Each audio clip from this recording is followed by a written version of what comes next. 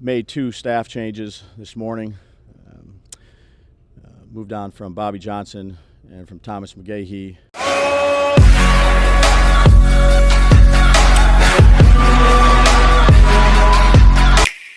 Big Dash knows what? Well, it's early in the morning, very, very early in the morning, fresh out of the press conference. And as you can see, some moves were made when it came to the coaching staff. As announced by Brian Daboll, he has moved on from Bobby Johnson. He has moved on from Thomas McGhaughey, and the celebration begins. And now the hard work starts as well, because you have to find that new offensive line coach. And what I'm thinking about, as throw on my GM hat, my head coach hat, is you're going to have a lot of firings today. That means a lot of staffs are not going to be retained, and you got to go searching for a diamond in the rough or for some of the connections that you had in the past with some of these other coaches. But you have to find that next offensive line coach. Right now, you have a whole bunch of teams that are looking for head coaches and looking to fill up their staff. So you got to be quick when it comes to picking your special teams coordinator and picking your offensive line coach. More importantly, your offensive line coach. But again, it's a celebration. Not a celebration of people losing their jobs, but a celebration of bringing in something new for the offensive line, a new voice, a new scheme possibly, which a lot of people believe is needed with this offensive line, and you really get a chance to evaluate. Now, a lot of people thought that Bobby Johnson, including myself, was the reason why the team was not progressing, or the offensive line wasn't progressing. You had players regressing, actually, not getting better, and now hopefully they can fill this spot correctly with the right guy. Again, I don't know what the connections are with Brian Daboll around the whole league. We know what staffs he was a part of. We can probably do the research and see if there's some connection with some guys that are open as far as the offensive line coach. One of the main things people are talking about, or one of the main things that I'm talking about, is we saw the first firing last night, the Atlanta Falcons coach. You already know what's going on there.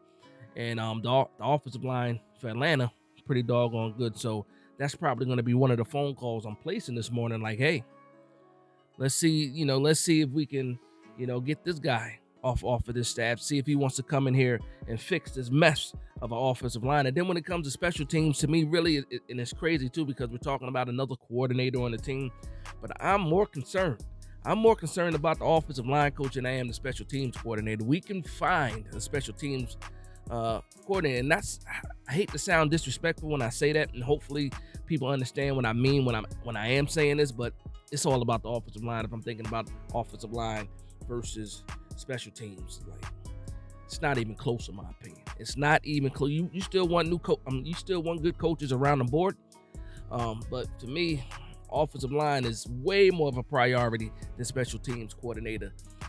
You know what I mean? But yeah, so we got the news that we wanted.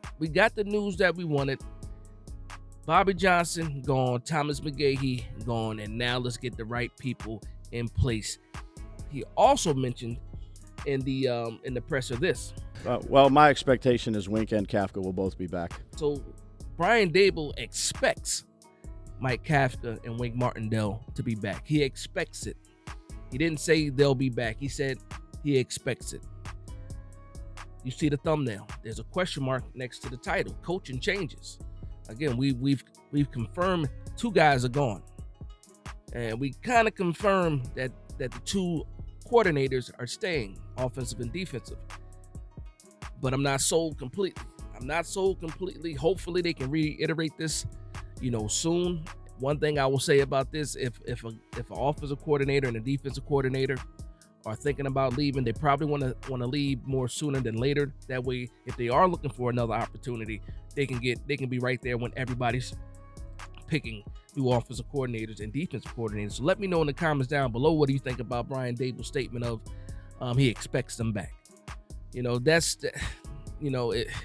almost 50-50 to me.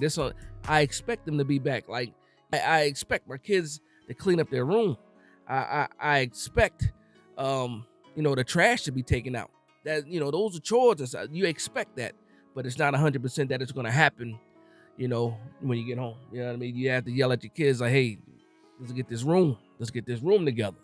So I'm not sure if I'm 100% sold on that. I'm hoping that we can bring back Wink, especially Mike Kafka. Who knows? Mike Kafka might feel like, he has a better opportunity somewhere else. The grass might be greener somewhere else. And if that's the deal, then I'm sitting here like, if we do lose Kafka, then I want Brian Daboll to call plays. I need him to call plays. Your job is on the line. You should be the one calling the plays.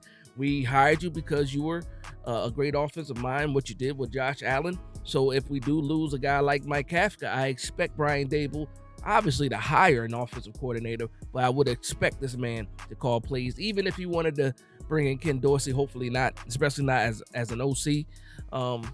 But yeah, if you're going to go down, or if you're going to, move on from Mike Kafka, you need to call the plays. Now, when it comes to Wink Martindale, I put out a tweet.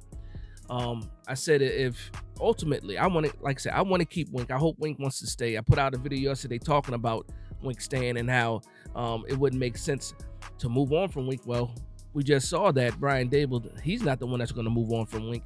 So if we do see any kind of movement from Wink, it's because Wink no longer wanted to be here for numerous reasons, or for whatever reason he wants to.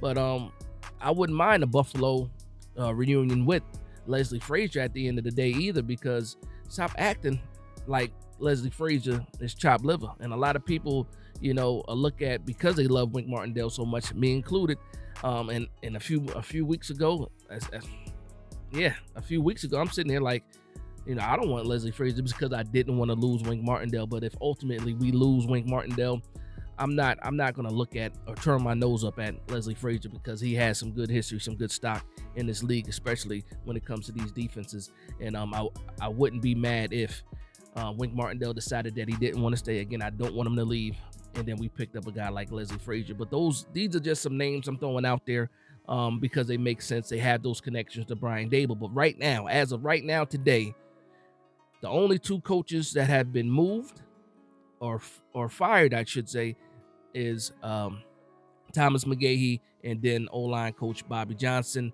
We did lose a running back coach, but he was hired as an OC at Syracuse, so we got to replace that coach as well. But again, he wasn't part of the firing that happened on Black Monday. With that being said, I'm going to end the video here. I want to thank everybody for vibing with me. Please let me know down in the comments down below how you feel about the firing of McGhaughey and Bobby Johnson. I'm pretty sure everybody's excited about that.